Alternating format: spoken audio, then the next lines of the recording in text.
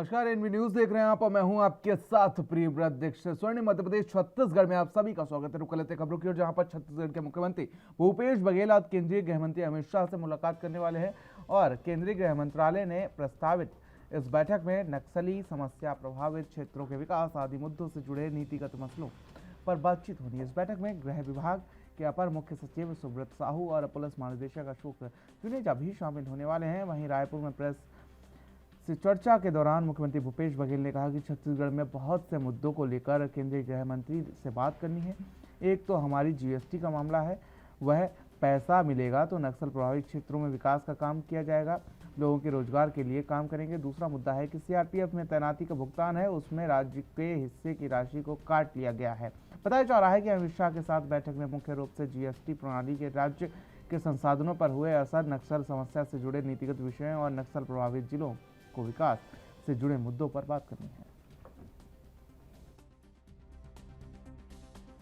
दिल्ली जा रहा हूँ, गृह मंत्री जी से मीटिंग है और छत्तीसगढ़ में बहुत सारे मुद्दे हैं जिसे लेकर उसे बात करनी है, जिसमें एक तो हमारे जीएसटी का मामला है, क्योंकि वो पैसा मिलेगा तो हम वो जो नक्सल प्रभावित क्षेत्र हैं वहाँ विकास के काम करेंगे, लोगों को रोजगार के लिए काम करेंगे।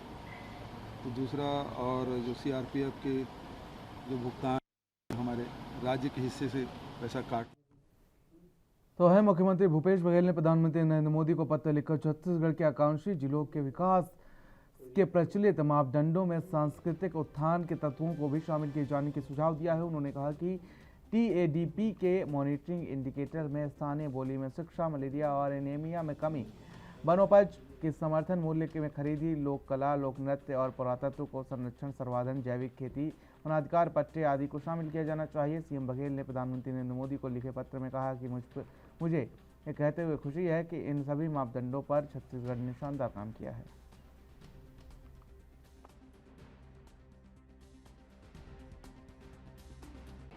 जी हाँ, विकास के लिए वही तो मुश्किल है। वही बस्तर के 7 जिले हैं, आदिवासी क्षेत्र है, वहीं नक्सल है और हमको वहाँ तेज़ी से विकास काम करना है, क्योंकि नक्सली जैसे जैसे पीछे हटते जा रहे हैं उन गाँव में उस क्षेत्र में हमको तेज़ी से सुविधा। वहीं बिलासपुर में विधानसभा अध्यक्ष डॉक्टर चरणदास महंत ने राज्यसभा में जाने को लेकर एक बार फिर से एक बड़ा बयान दिया है। उनका कहना है कि राज्यसभा में जाने का फैसला हाईकमान करता है, वो जिसको चाहेंगे भेज सकते हैं। मैंने तो अपनी अंतिम इच्छा बताई है, कम से कम मरने से पहले एक बार राज्यसभा में जाऊं। आज जाऊं या कल जाऊं या कब जाऊं यह अलग बात है। उन्होंने कहा कि सब जगह काम कर लिया है तो एक शौक होता है कि राज्यसभा में भी जाएं, बाकी कोई और बात नहीं। उन्होंने कहा कि राज्यपाल हमारे साथ रहे हैं और बेहतर ढंग से काम कर रही हैं। मैं भी उनसे पूछने जाऊंगा कि क्या रिफॉर्म कर सकता हूं। बता दें कि विधानसभा अध्यक्ष चरणदास महंत राज्यसभा में जाने को लेकर मीडिया से पहले भी रूबरू हुए थे और बयान दिया था।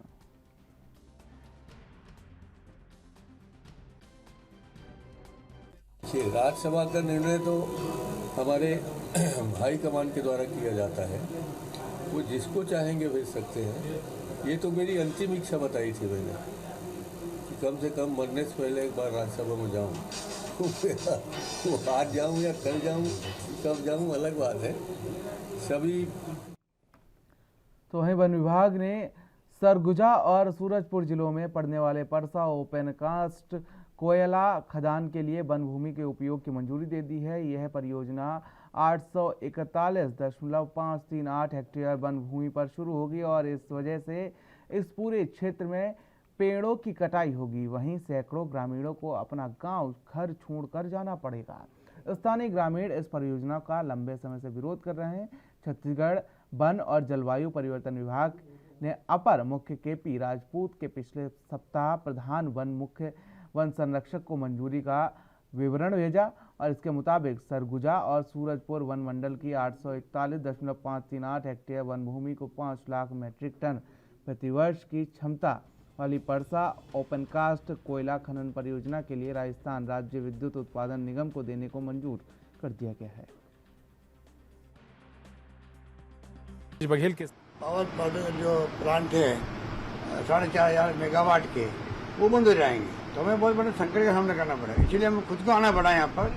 मैं उम्मीद करता हूँ कि आप पूरा एग्जामिन करवाएंगे अपने डिपार्टमेंट से और जल्दी फैसला करेंगे। हमारे लिए फैसला जितनी जल्दी होती अच्छी बात है। पहले भी हमने कई बार रिक्वेस्ट आके करी थी, आपकी मजबूरी हो सकती है इसलिए आपने उसको स्वीकार नहीं किया।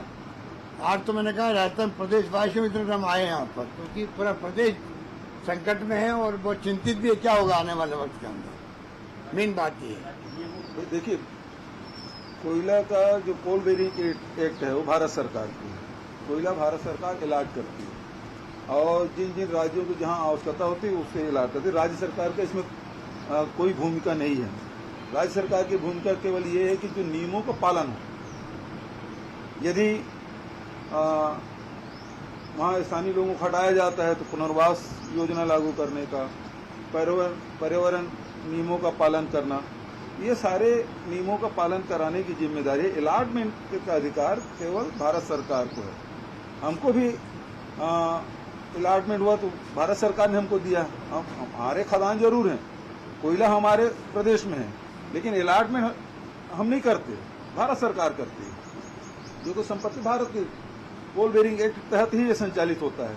तो उसमें छत्तीसगढ़ में, राजस्थान को जहां अलाट किया हुआ है, महाराष्ट्र को अलाट किया हुआ है, अन्य प्रदेशों को भी अलाट हुआ है। तो वहीं छत्तीसगढ़ के आबकारी मंत्री कवासी लखमा का एक वीडियो सोशल मीडिया पर जमकर वायरल हो रहा है। इस वीडियो में मंत्री लखमा धोती पहनकर सिराहा, गुनिया और सेवादारों के साथ पारंपरिक ढोल की थाप पर झूमते हुए नजर आ रहे हैं। बताया जा रहा है कि ये वीडियो सुकमा जिले के दोरनापाल का है। यहाँ मेले में शामिल होने के लिए पहुंचे कवासी लखमा पहुंचे थे, जो भक्ति में लीन नजर आए। दरअसल सुकमा जिले के दोरनापाल में शीतला माता के मंदिर में 3 दिवसीय मेले का आयोजन किया गया था और इस मेले में शामिल होने मंगलवार को छत्तीसगढ़ के आबकारी मंत्री और कोंटा विधायक कवासी लखमा पहुंचे थे। यहाँ देवी की पूजा अर्चना के समय वे पारंपरिक वेशभूषा धोती पहनते हुए नजर आए और फिर सिराहा गुनिया के साथ उन्होंने देवी की आराधना की। यहाँ ढोल की थाप पर वे झूमने लगे। मंत्री कवासी लखमा की इस भक्ति भावना को देखने के लिए लोगों की भारी भीड़ उमड़ी।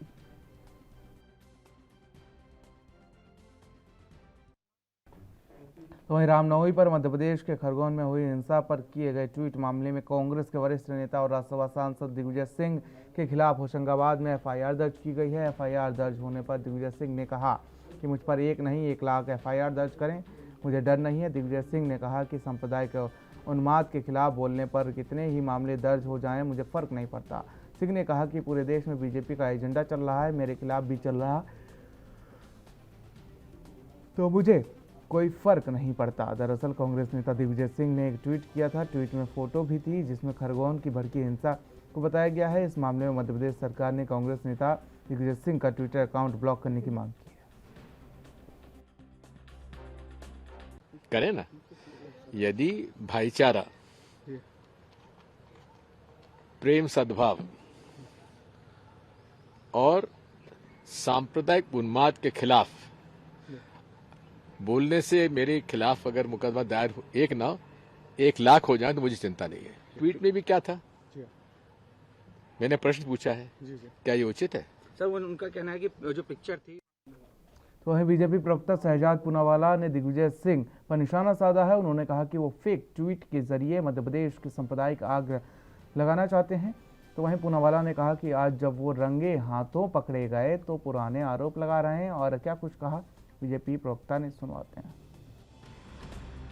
कांग्रेस और दिग्विजय सिंह किस प्रकार से झूठा प्रचार फैलाकर फेक ट्वीट के माध्यम से वो मध्य प्रदेश में दंगे भड़काना चाहते थे, सांप्रदायिक आग लगाना चाहते थे, और ये कांग्रेस का चरित्र बन चुका है। इससे पहले त्रिपुरा के मामले में, सीए के मामले में बार बार झूठ फैलाना और दंगे भड़काना ये कांग्रेस का चरित्र बन चुका है।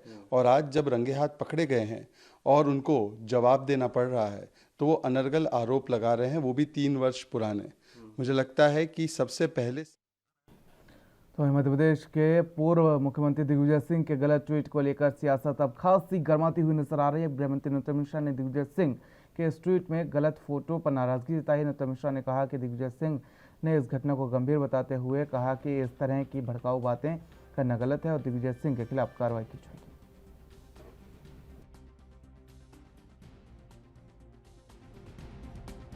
कार्रवाई होगी, एफआईआर होगी।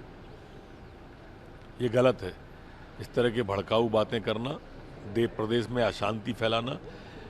मुझे नहीं लगता कि 10 साल मुख्यमंत्री रहे व्यक्ति को इस तरह का फर्जी एक फोटो वायरल करना था, वो भी उस समय जब प्रदेश का एक अंचल आग में झुलस रहा हो। और आग लगाने की जो उन्होंने कोशिश की है, मैं मानता हूं नियम प्रक्रियाओं का उल्लंघन है और एफआईआर होना चाहिए। सर, बुलडोजर की जो कार्रवाई हो रही उसको लेकर भी कांग्रेस आपत्ति जता रही है, उनका कांग्रेस का ये क्या? कांग्रेस ने पत्थर फेंकने की आपत्ति नहीं जताई, बुलडोजर पे आपत्ति कर रही कांग्रेस। यही तो स्लीपर सेल है टुकड़े टुकड़े गैंग की। ये दिग्विजय सिंह का चेहरा आज बेनकाब हुआ कि नहीं हुआ? पीछे कौन लोग हैं उसकी तह में जाने की जरूरत है। सर, कांग्रेस ये कह रही है कि इंटेलिजेंस का फेल्यूर है, प्रशासन का फेल्यूर है। अबे भाई कांग्रेस और हमें कांग्रेस के तो वहीं मध्य प्रदेश के खरगोन में रामनवमी के जुलूस के दौरान हुई हिंसा पर बयानबाजी शुरू हो गई है। एआईएमआईएम प्रमुख असुद्दीन ओवैसी ने घटना को लेकर कहा कि मध्य प्रदेश में कानून प्रशासन पर भीड़तंत्र हावी हो चुकी है। मध्य प्रदेश के गृहमंत्री नरोत्तम मिश्रा ने करारा जवाब दिया। गृहमंत्री ने कहा कि हम जो भी कर रहे हैं वह कानून के दायरे में कर रहे हैं, कानून का पालन किया जा रहा है। यहाँ ओवैसी के सुझाव की जरूरत नहीं है। दंगाइयों और अतिक्रमणकारियों के खिलाफ हो रही कार्रवाई।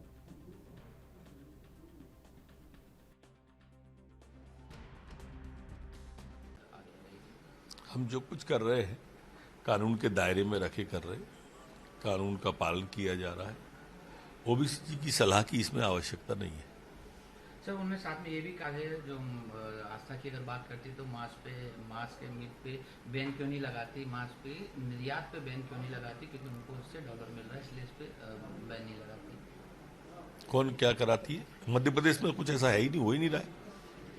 मध्य प्रदेश में इस तरह का कुछ नहीं हो रहा है ना। यहाँ से विदेश निर्यात हो रहा है, तो मुझे नहीं पता मध्य प्रदेश के बारे में कहा है उन्होंने, काय के बारे में। सर, ये जो कार्रवाई हो रही मध्य प्रदेश में बुलडोजर वाली कर भी उन्होंने कहा है हम कानून के दायरे में रह के काम कर रहे हैं। जो दंगाई हैं, जो अतिक्रमण कारक हैं, उन पर कार्रवाई कर रहे हैं।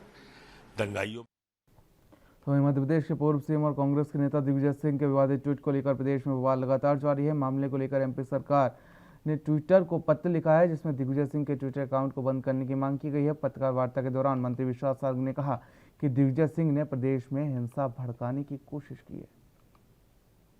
देखिए, दिग्विजय सिंह जी ने जिस प्रकार से लगातार ट्विटर का उपयोग करके सामाजिक समरसता बिगाड़ने की कोशिश की है, अभी उन्होंने 2 दिन पहले खरगोन की घटना का जिक्र करते हुए किसी और राज्य की किसी फोटो को ट्वीट किया, और जिसके कारण कल दिन भर मध्य प्रदेश में तनाव की स्थिति रही। दो समुदाय तनाव में रहे, क्योंकि उस घटना की सच्चाई उन्होंने उजागर नहीं की, बल्कि दिग्विजय सिंह ने झूठा एक फोटो ट्वीट किया, और ये पहले से वो करते आए हैं। सिंह जी ने झूठा मसाला प्रस्तुत करके सामाजिक समरसता को बिगाड़ने की कोशिश की। ये अपराध की श्रेणी में आता है। यदि हम दंगा करते हैं ये भी अपराध है, और हम दंगाइयों को भड़काते हैं ये भी अपराध है। तो दिग्विजय सिंह जी ने दंगा भड़काने की कोशिश की है, उन्होंने 2 समुदाय को लड़ाने की कोशिश की है। कल मैंने ट्विटर को लेटर भी लिखा था कि दिग्विजय सिंह के अकाउंट को ब्लॉक किया जाए। आज से मैंने एक मुहिम शुरू की है रिपोर्ट की, क्योंकि ट्विटर हमें ये ऑप्शन देता है, ये व्यवस्था देता है कि यदि आप किसी अकाउंट के बारे में ट्विटर को जानकारी देना चाहते हैं कि ये हेटफुल कंटेंट रखता है, ये अब्यूज़ करता है, इस अकाउंट के माध्यम से सामाजिक समरसता बिगड़ती है, तो ये ऑप्शन हर ट्विटर हैंडलर को दिया है कि वो रिपोर्ट करे। इसलिए आज से हमने मुहिम की। आज मैंने स्वयं भी दिग्विजय सिंह जी के अकाउंट को ब्लॉक करने के लिए रिपोर्ट की है ट्विटर को, और मैंने सभी लोगों से अपील की है कि जो ट्विटर यूज़ करते हैं वो मुहिम चला। तो वहीं दिग्विजय सिंह के ट्वीट का मामला तूल पकड़ता जा रहा है। मध्य प्रदेश सरकार के मंत्री अरविंद सिंह भदौरिया ने दिग्विजय सिंह पर निशाना साधा है। उन्होंने कहा कि कानून के ऊपर कोई नहीं है, इसलिए कानून अपना काम करेगा, कोई भी दोषी हो उसे बख्शा नहीं जाएगा। और क्या कुछ कहा मंत्री अरविंद भदौरिया ने, सुनवाते हैं। एक्चुअली दिग्विजय सिंह जी अपने को कानून से ऊपर मानते हैं, क्योंकि सामंती सोच के लोग हैं। राजा जो आज़ादी के पहले रहे हैं, तो उनका लोकतंत्रात्मक व्यवस्था में विश्वास नहीं है। जो संवैधानिक व्यवस्था है, इसका मतलब उनको भरोसा नहीं है, विश्वास नहीं है। अभी भी अंदर की सोच उनकी वही मानसिकता है जो पुरानी सामंतशाही राजाशाही की सोच रही है। भाई, कानून से ऊपर न दिग्विजय सिंह आप हैं ना हम हैं। आपने षड्यंत्रपूर्वक ढंग से मध्य प्रदेश में जगह जगह सांप्रदायिक दंगे हों, हिंसाएं हों, ये आपने बहुत प्लान करके, आपके द्वारा जिस प्रकार के जो षड्यंत्र करके ट्वीट करते हैं, उससे इस देश का, प्रदेश का और आम जो गरीब आदमी है, जो पिसता है इन दंगों में, उसका बड़ा नुकसान है। आप राजनीतिक फायदे के लिए इस प्रकार का षड्यंत्र कर रहे हैं। जो मध्य प्रदेश का है ही नहीं यार फोटो, वो फोटो लगातार डालते रहते हैं। ये उनका एक हेड एजेंडा रहता है कि हेड एजेंडे में क्या कहना है। इस प्रकार से दिग्विजय सिंह जी, आप कानून के ऊपर नहीं हो, कानून अपना काम करेगा। ये मध्य प्रदेश के मुख्यमंत्री शिवराज सिंह चौहान की सरकार है, कोई भी हो बख्शा नहीं जाएगा, चाहे आप स्वयं हो। बीजेपी विकास के एजेंडे के साथ बढ़ रही है, बीजेपी जनता के विश्वास के साथ बढ़ रही है।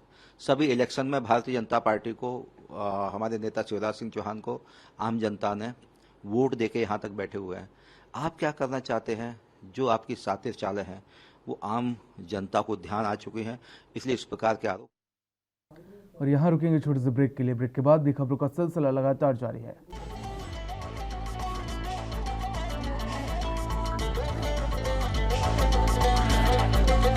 ब्रेक के बाद स्वर्णिम मध्य प्रदेश छत्तीसगढ़ में आप सभी का स्वागत है। रुक कर लेते हैं खबरों की ओर, जहां पर मध्य प्रदेश के खरगोन में रामनवमी जुलूस पर हुए पथराव के बाद मध्य प्रदेश प्रशासन ने जो बुलडोजर वाला एक्शन लिया है उसके लिए राज्य सरकार घिरी हुई है। इसी बीच यह भी सामने आया है कि सोमवार को खरगोन में जिन घरों में अवैध निर्माण बताकर गिराया गया, उसमें एक प्रधानमंत्री आवास योजना के तहत भी वो मकान बना था। बता दें खरगोन में रामनवमी जुलूस के दौरान पथराव हुआ था, जिसमें एसपी सिद्धार्थ चौधरी समेत करीब 2 दर्जन लोग घायल हुए थे। मामले में एक्शन लेते हुए एमपी प्रशासन ने यूपी की तरह बुलडोजर वाली कार्रवाई की थी और कई घरों पर गिरा दिया था। तो वहीं इनको पथराव करने वाले आरोपियों से संबंधित बताया गया था। सिंह जी अपने को कानून से ऊपर मानते हैं, क्योंकि सामंती सोच के लोग हैं। राजा जो आज़ादी के पहले रहे हैं, तो उनका लोकतंत्रात्मक व्यवस्था में विश्वास नहीं है। जो संवैधानिक व्यवस्था है, इसका मतलब उनको भरोसा नहीं है, विश्वास नहीं है। अभी भी अंदर की सोच उनकी वही मानसिकता है जो पुरानी सामंतशाही, राजाशाही की सोच रही है। भाई कानून से ऊपर न दिग्विजय सिंह आप हैं ना हम हैं। आपने षड्यंत्र पूर्वक ढंग से मध्य प्रदेश में तो है मध्य प्रदेश के खरगोन और सेंधवा में रामनवमी पर हिंसा हुई। इसके बाद सरकार ने हिंसा में शामिल लोगों की पहचान की और उनके घरों पर बुलडोजर चलवाए। इसी पर भोपाल के शहर के काजी सैयद मुश्ताक अली नदवी ने उलेमाओं के साथ प्रदेश के डीजीपी सुधीर सक्सेना से मुलाकात की और उन्हें सौंपे ज्ञापन में कहा गया कि पुलिस और दंगाई मुस्लिम समाज को निशाना बना रहे हैं और उनके घर और दुकान तोड़ रहे हैं। काजी सैयद मुश्ताक अली नदवी और उलेमाओं ने कहा कि कुछ महीनों से मध्य प्रदेश का माहौल खराब करने की कोशिश की जा रही है। इसके तहत ही खरगोन और सेंधवा में रामनवमी के जुलूस के समय मस्जिदों की दीवारों पर चढ़ रहे भगवा झंडा लगाया गया और भड़काऊ नारे लगाए गए। इनसे सांप्रदायिक दंगा हुआ। इनमें पुलिस और दंगाइयों ने मुस्लिम समाज को निशाना बनाया, उनके मकान दुकान को तोड़ा गया और जलाया गया। बेकसूर लोगों को जेल में ठूस दिया गया। प्रशासन ने भी आनन फानन में बिना जांच किए मुस्लिम समाज के कई घरों और दुकानों को तोड़ दी। इसमें 100 परिवार को खरगोन से पलायन करना पड़ा। यह मुस्लिम समाज के खिलाफ सरासर जुल्म है, ज्यादती है और कानून का उल्लंघन है।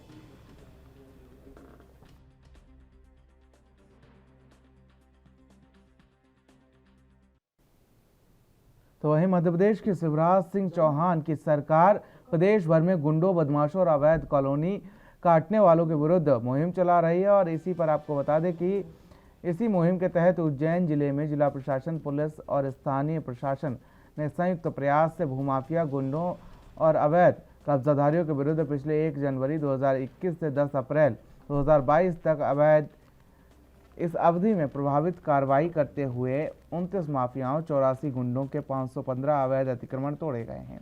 साथ ही आपको बता दें कि गुंडों के कब्जे से 83.85 एकड़ भूमि, जिसकी अनुमानित कीमत 623 करोड़ 82 लाख रुपए है, मुक्त करवाई गई है। पुलिस अधीक्षक सत्येंद्र कुमार शुक्ला ने जानकारी देते हुए बताया कि जिले में कई अवैध कॉलोनाइजर्स की कार्रवाई की गई है। संपत्ति माफिया ड्राइव के रूप में हमने लिया है, और खासकर ऐसे असामाजिक तत्व जो पूरे वातावरण को दूषित करते हैं और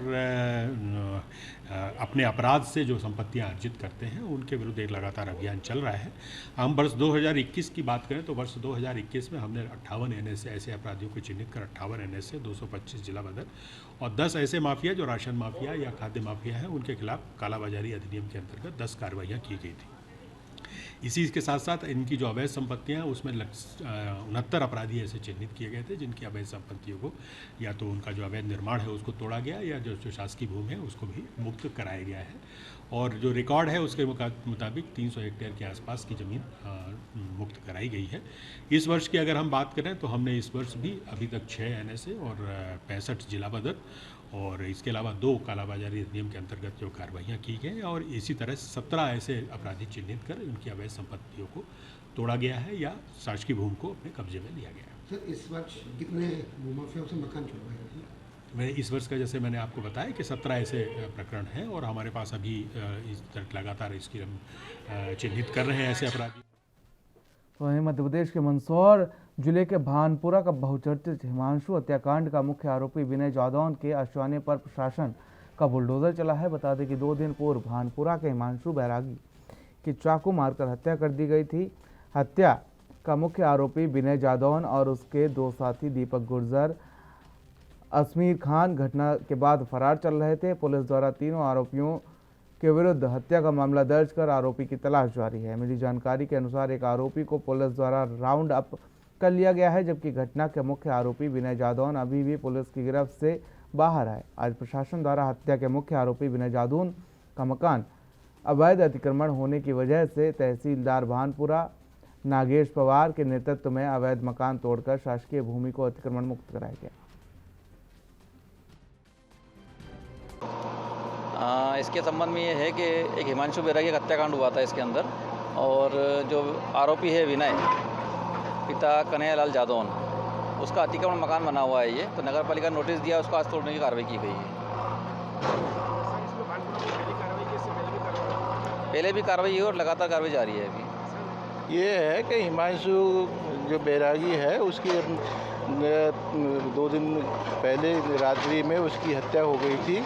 इसमें जो विनय जादौन है मुख्य आरोपी है, उसके जो उसने अपना मकान जो है शासकीय भूमि का अतिक्रमण करके बनाया गया था उसको अतिक्रमण हटाया जा रहा है। उसका मकान थोड़ा हत्या को लेकर जो आरोपी है अभी तक गिरफ्तार हो गए? हाँ, उसकी पूरे गिरफ्तारी होगी और एक आरोपी इसमें राउंड अप हो गया है और दोनों आरोपी जो विजय मुख्य आरोपी है उसकी तो हैं समाज सेवा के क्षेत्र में उत्कृष्ट कार्य के लिए champions of change Madhya Pradesh के मुख्यमंत्री शिवराज सिंह चौहान, पडवानी गायिका तीजन बाई, उत्तराखंड के पूर्व राज्यपाल अजीत कुरैशी सहित कई क्षेत्रों में काम करने वाली 25 हस्तियों को सम्मानित किया गया। राज्यपाल मंगूभाई पटेल ने मुख्यमंत्री सहित अन्य हस्तियों को स्वर्ण पदक देकर सम्मानित किया। साथ ही कार्यक्रम कुशाभाऊ ठाकरे हॉल में आयोजित किया गया था। यहाँ मुख्यमंत्री ने कहा कि ये ऐसी विभूतियां हैं जिन्होंने अपने काम से प्रदेश का सिर गर्व से ऊंचा कर दिया है।